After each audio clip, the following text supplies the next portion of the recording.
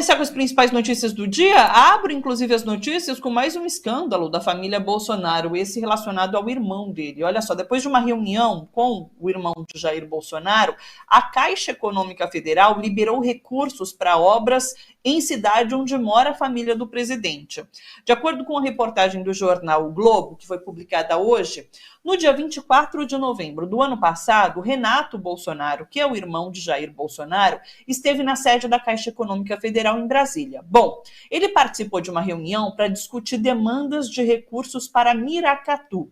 Quase um mês depois dessa reunião, a Caixa assinou a liberação de quase 30 milhões em repasses do governo federal para o município do Vale do Ribeira, na região onde Jair Bolsonaro cresceu.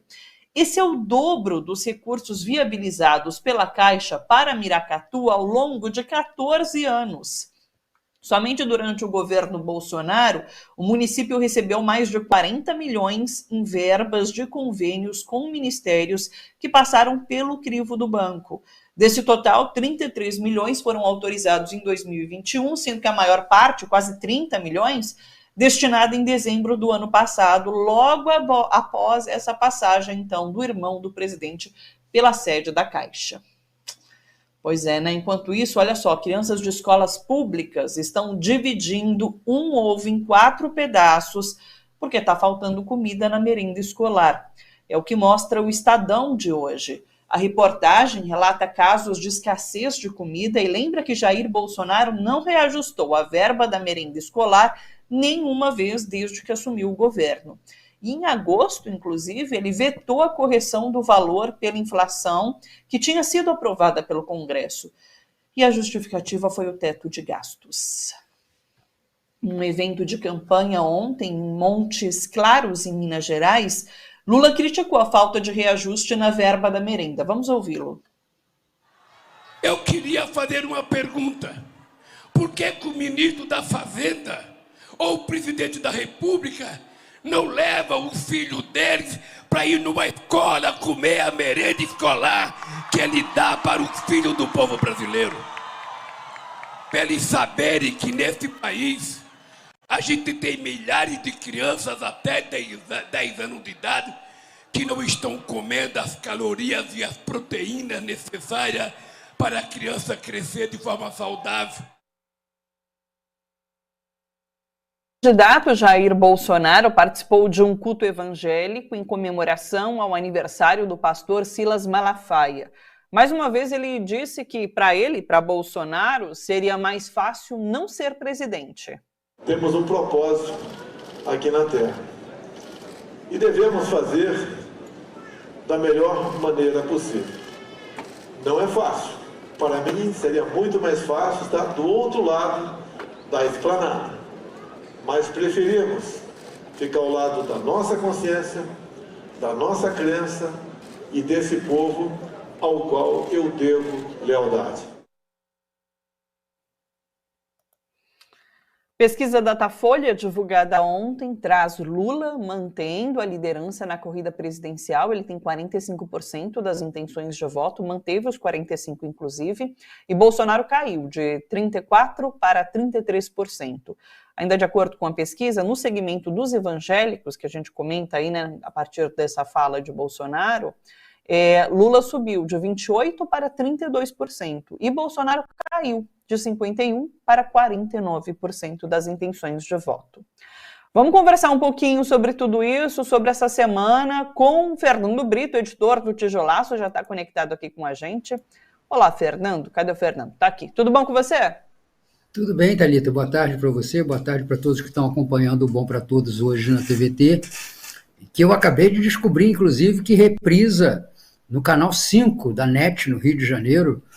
Para quem não puder ou não tiver conexão que sustente a ligação, então pode aqui no Rio de Janeiro assistir pelo canal 5, a TV comunitária do nosso amigo Moisés, que mantém com grande esforço esse meio de comunicação na rede da operadora NET, né, da NET Claro, né?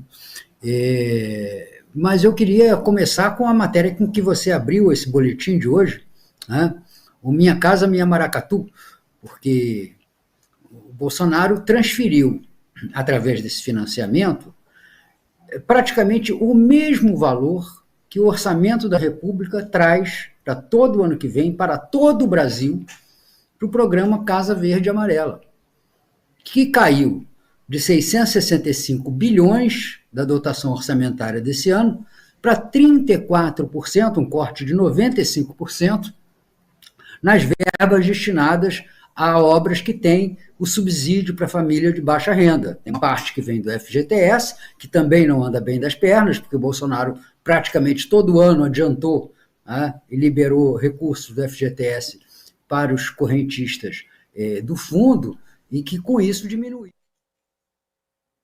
Existe lá para financiar habitação. Mas esse segmento do Casa Verde e Amarela é o segmento de mais baixa renda. E se calcula que esse dinheiro não é necessário sequer para continuar as obras que estão em andamento. Então, quer dizer, nós vamos ter durante o ano que vem uma série de conjuntos habitacionais que estão em obras, muitos deles ainda deixados da gestão da Dilma, que não foram concluídos por Temer e não foram concluídos por Bolsonaro, vão deixar voltar a virar esqueletos, com um imenso custo para quando e se tiverem as obras reiniciadas. É mais um de uma sequência de cortes que nós estamos vendo aí, que se liga a uma das matérias que foi colocada logo a seguir no boletim, que inclui o corte do farmácia popular, 60% dos recursos, o corte da saúde indígena, 59% dos recursos, e o corte na merenda escolar, que foi reduzida aos mesmos valores que tinha há exatos 5 anos atrás. Você imagina, você que faz compras para sua casa, o quanto você está pagando a mais pela comida e, portanto, com o mesmo valor, o quanto você compra menos. Isso leva a uma situação em que, se mostrada em qualquer país do mundo, dá ao nosso país características de selvageria. Um lugar onde os nativos, as crianças nativas, são submetidas a dividir por 4 um ovo para se alimentarem. Então, isso é um absurdo. E é mais ainda porque a capacidade de estados e municípios complementarem esse valor, como fazem, aliás, há muitos anos, para as crianças poderem continuar a comer alguma coisa que seja, nem que seja bolacha e suco, eles complementam. Só que os estados e prefeituras, por serem beneficiárias da repartição do ICMS, estão amargando, segundo o registro Jornal Valor hoje, uma queda de arrecadação enorme. E, portanto, vão perder as condições de suprir a ausência do governo federal na alimentação escolar. Esse número de crianças que dependem da alimentação escolar, que, portanto, estão passando fome, chegou a 18,1% das famílias, segundo uma pesquisa que está publicada hoje no jornal Estado de São Paulo. Quer dizer, 18% das famílias, 1 em cada 5 praticamente, não tem condições de alimentar os seus filhos e não tem mais os seus filhos minimamente alimentados na escola.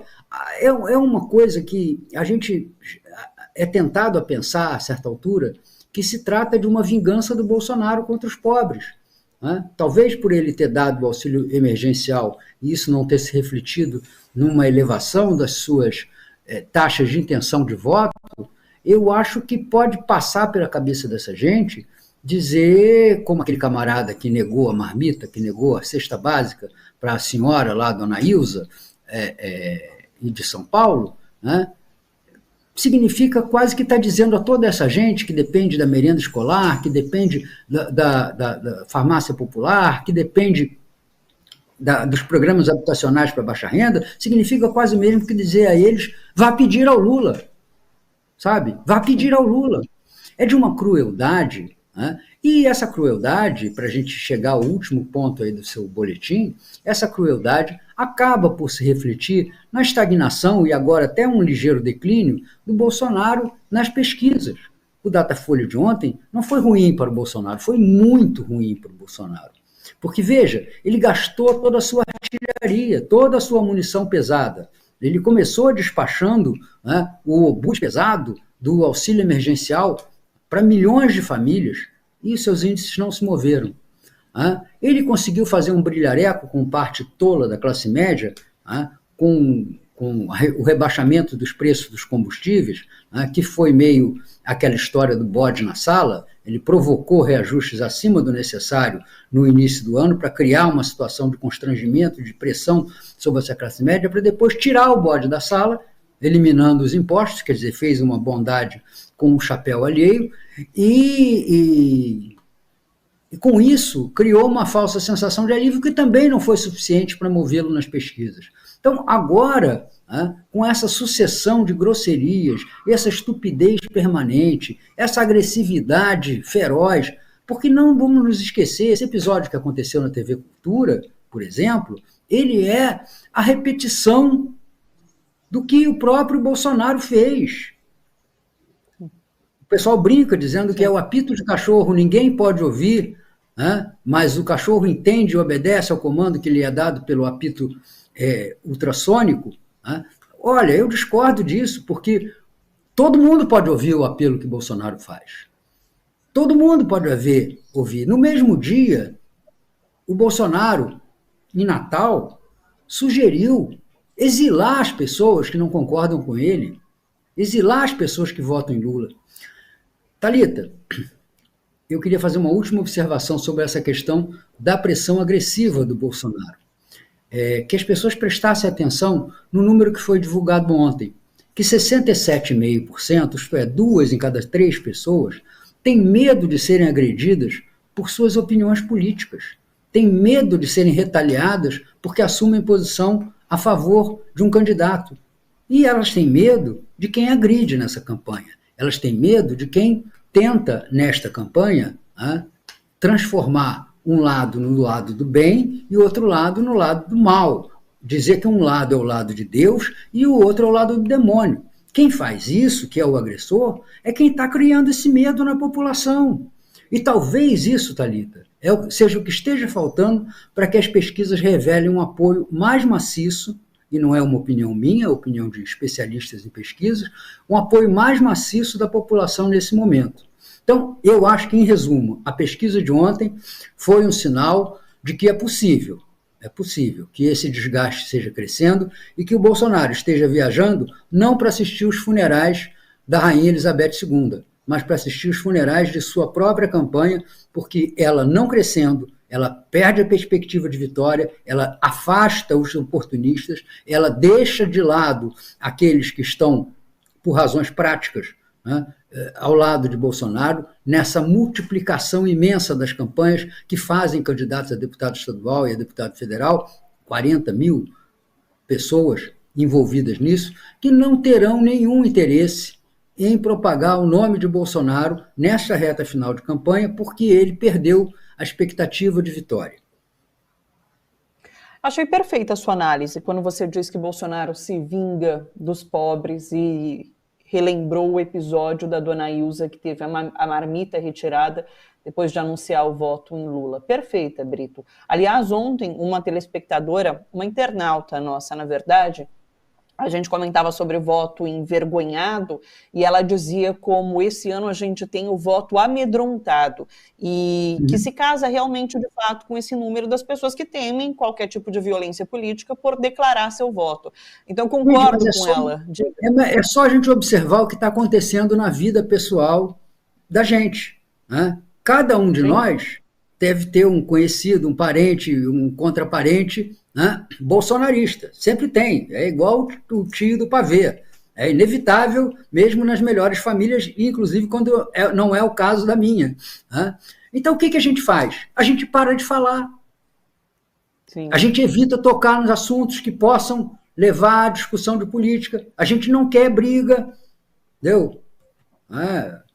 É preferível tratar aquele tio lá do pavê quase como uma atração turística. Aí depois que ele vai embora, você conta piada, ri, acha engraçado o que ele fez, faz na gozação, mas briga a gente não arranja.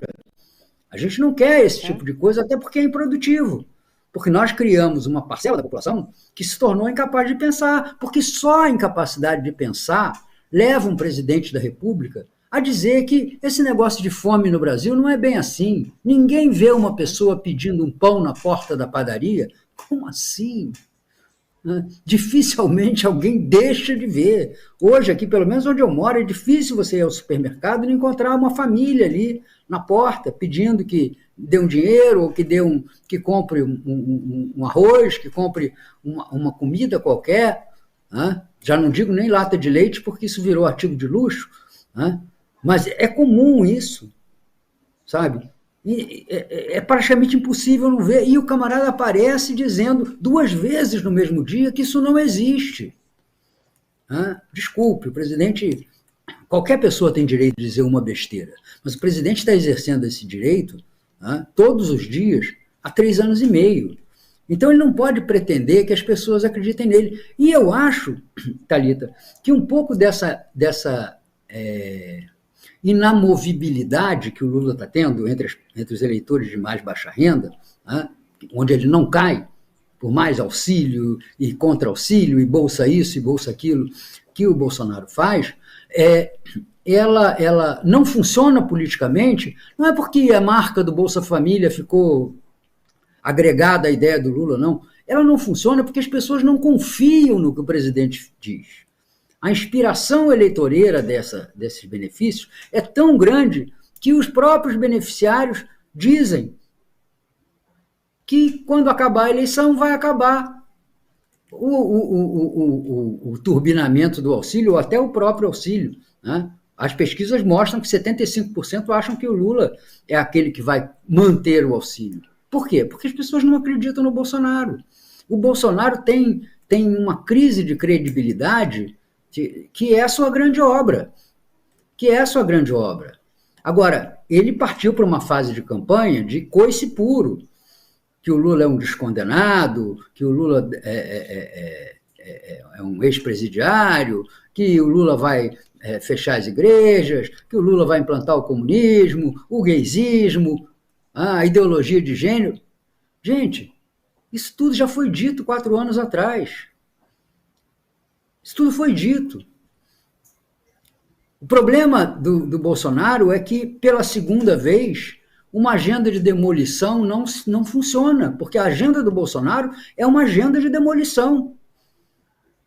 A gente está vendo isso no Farmácia Popular, no Casa Verde e Amarela, mesmo quando ele muda de nome, mesmo quando ele cria uma versão 2.0 dos programas sociais que foram criados na era petista de governos, né, ele não consegue conduzir, ele não consegue transformar em realidade. O Casa Verde e Amarela, por exemplo, é uma coisa, todo mundo sabia onde havia um conjunto do Minha Casa Minha Vida. Todo mundo tinha uma referência, passava ali na estrada tal, ou na rua tal, ou no bairro tal, sabia que tinha um prédio sendo construído. A gente pode ter até críticas do ponto de vista urbanístico e do ponto de vista da eficácia dos prédios construídos ao longo do Minha Casa Minha Vida, mas eles existiam. O Casa Verde e Amarela é uma ficção. Para não dizer que não existe, tem ali no município tal ou qual, lá no interior do Nordeste, um lugar que se fez 300 casas, 400 casas, nada perto do déficit habitacional de um país que monta a 5,9 milhões de residências. Então, o que isso gera, a população sabe. Isso gera o puxadinho, isso gera a casa construída em cima da casa, e a casa construída em cima da casa, que foi construída em cima da casa, né? Naquelas minhoquinhas que vão se elevando nas favelas do Rio de Janeiro, às vezes já com 5, 6 andares, porque as famílias não têm para onde ir. Não existe uma possibilidade. O Brasil já vinha com um problema monstruoso, porque desde o tempo do finado BNH, não havia programa habitacional de ordem alguma para os mais pobres no Brasil. Voltou a existir com Minha Casa Minha Vida, criado no governo Lula, desenvolvido basicamente no período da Dilma, mas que não, entre esses 2 períodos, o final da ditadura militar, os anos 70, né, já quando o BNH foi acabando, para acabar de vez no governo Figueiredo, em 1980, mesmo com esse intervalo de 20 anos, a gente estava conseguindo, se não corrigir o déficit habitacional, pelo menos evitar que ele estivesse aumentando. E agora? O que nós vamos fazer? Vamos invadir e matar a favela, as pessoas na favela, para criar espaços de expansão urbana? Não, não é possível. Por mais que a polícia brasileira seja muito eficiente nessa arte, isso não vai resolver. Então, nada no governo Bolsonaro é crível. Por que haveria de ser o auxílio emergencial? É bom prestar atenção nas pesquisas que o índice mais terrível para o Bolsonaro aparece naquela pergunta: você confia, não confia, nunca confia, sempre confia no que diz o presidente da República? 19% da população acredita no que ele diz. 19%. 4%, portanto, duvidam em parte ou totalmente daquilo que ele fala. Como é que vai se acreditar num programa social que o Bolsonaro promove? Não promove, não acredita. E depois, quando acontece esses cortes, como que aconteceram agora, vê-se que tem toda razão aquele que não acredita. Sim. Brito, sensacional, você está inspiradíssimo hoje, é muito bom te ouvir, viu? E essa indignação que você traz também. Eu me resumo a complementar, colocando a minha tristeza em ver a foto publicada pelo Estadão, mostrando o pratinho das crianças. Aquilo é muito triste, né? E não é só o ovo dividido, não é só o ovo dividido. Porque dá ali um pingo. É um pingo de comida. E tem uma coisa que nós não relatamos, que a matéria resgata, que é a seguinte: a escola, lá em Planaltina, no Distrito Federal, em que carimbam as crianças que já comeram para não comerem de novo, porque não tem. Isso. Então você vê ali, tem uma colher de sopa de feijão, uma colher de sopa de arroz, um objeto não identificável ali, que parece ser um pouquinho de couve. Acho que é uma couve refogada, isso. Um pouquinho de couve e um quarto de ovo, ou meio ovo ali, acho que é um quarto de ovo. Né? Sabe aquele corte que a gente faz para botar na salada, para ficar bonito? Às vezes tem gente que faz uma florzinha ali, bota um tomate no meio, é uma pétala da florzinha. Entendeu? Isso me lembra, sabe, aqueles restaurantes chiques, muito chiques, né, que você vai... Eu não vou, porque eu não gosto de passar fome, mas que você vai e vem o camarada, levanta aquela campânula de prata e fala, vá lá! Aí tem um tiquinho de comida ali. É assim que as crianças estão sendo tratadas. Né? É assim que as crianças estão sendo tratadas, um tiquinho de comida. Comida para passarinho. Entendeu? Então isso, para quem teve, sabe, a experiência de estudar numa escola pública, feito eu, sabe, de ver aquela opulência, os panelões, aquelas mulheres com as colheres de pau imensas, né? E todo mundo indo ali comer. Eu só ia todo dia, só não ia no dia que tinha ragu, que eu não gostava de ragu, né? Sabe? A minha filha, que estudou numa escola que serviam comida. Aliás, para desespero de algumas mães de classe média que reclamavam de não ser autorizada a entrada de balas e doces, etc. e tal, porque, evidentemente, entre um quiabinho bem feito, né, e uma bala de hortelã, a criança prefere a bala de hortelã. Então, era uma maneira até de disciplinar as crianças para comerem alimentos de valor calórico e proteico adequado. Né? Mas aí, olha, não dá. Então, você olhar isso no século XXI, no país que é o celeiro do mundo, que se orgulha da sua produção de alimentos, que o presidente enche a boca para dizer que o Brasil alimenta o mundo, mas não alimenta os seus filhos. É isso que a gente faz? É isso que a gente faz? O valor desta merenda para o aluno de ensino fundamental e médio, o valor dado pelo governo federal é de 34 centavos. Portanto, R$1 tem que ser o suficiente para alimentar 3 crianças. Não é possível. A gente sabe que isso não acontece. Você vai comprar 1 quilo de feijão, está R$7, R$7,50, R$8. Você vai comprar um arroz, está R$3, R$4, dependendo da qualidade, dependendo da promoção ali. Então, para você comprar 1 quilo de feijão e arroz, você gasta o suficiente, vamos dizer que nós gastemos aí R$13, para alimentar 39 crianças. Você vai fazer 1 quilo de feijão, 1 quilo de arroz, vai alimentar 39 crianças só com isso. Carne nem pensar, porque não podemos ensinar as crianças a terem esse luxo de comer uma carnezinha moída, de comer um pedacinho de frango refogado, né, de comer um guisadinho. Não. Arroz e feijão. R$1. Não é o suficiente. Meu Deus, isso deveria ser tratado. Eu me lembro quando eu era garoto, tinha um mote, não me lembro qual era o político que usava. Salário mínimo, vergonha nacional, porque era tão pouco. Isso é vergonha nacional. Isso é vergonha nacional. Sabe? É possível um homem desse se dizer crente, se dizer missionário de Deus na Terra? Será que ele em algum lugar da Bíblia não viu aquele tive fome e vós me alimentaste? Será que até o vinde a minhas criancinhas ele não leu? Pulou esse capítulo? Então isso não é para ser tratado como uma coisa normal, que já está lá no Estado de São Paulo, no site do Estado de São Paulo, lá no último pezinho da homepage deles. A gente não se indigna mais. A gente não se revolta. O que essas crianças vão ser? Há uma coisa da qual elas estão sendo muito bem alimentadas, que é do recalque, do ressentimento, do desejo que elas vão ter necessariamente de uma sociedade que deu para elas um fiapo de ração. Querem que elas sejam dóceis, querem que elas sejam amorosas, querem que elas sejam pacíficas. Não vão ser. Olha, sim.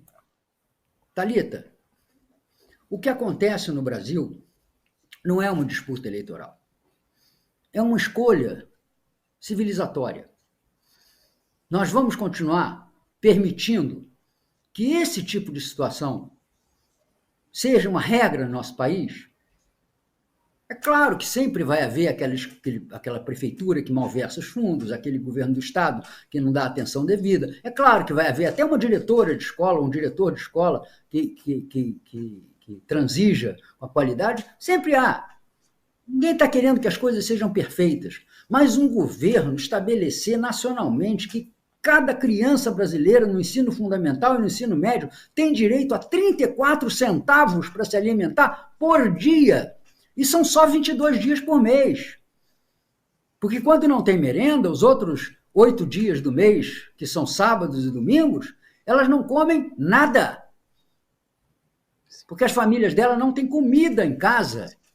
Quando muito, vão ter uma mistura ali de fubá para enrolar o estômago. Ou então vão aprender, como estão aprendendo muitas delas, a bochechar água para não ficar com fome. Para os sucos gástricos serem excretados para o estômago e enrolarem a fome. Então isso, desculpem, não é uma disputa partidária, não é uma disputa eleitoral, não é uma coisa em que eu possa ficar dizendo, porque eu discordo desse ponto do programa, da avaliação que essa pessoa faz. Não.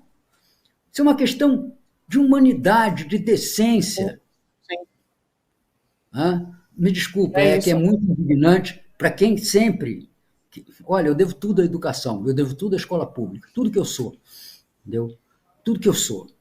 Se eu fosse um cara que descuidasse da defesa do ensino público, de tudo que ele envolve, inclusive a merenda, a merenda, aquela que a gente falava na escola, fulano vai à escola só para comer merenda, para zoar o coleguinha que ia mal nas notas, que ia mal no aprendizado, você vai à escola só para comer merenda, não presta atenção na aula. Que seja só para comer merenda, porque é a partir dali que você consegue atrair a criança para a escola, fazer da escola um lugar acolhedor, fazer da escola um lugar bom, um lugar que encha os 2 buracos do ser humano que precisam ser preenchidos, que são o estômago e o cérebro. Isso não pode ser transigido, não pode deixar de ser prioridade para ninguém. E não é ficar dizendo, porque então o programa vai custar tanto, vai custar aquilo, não tem o teto de gastos, a responsabilidade fiscal. Sim. Não tem responsabilidade fiscal quando teu filho está com fome.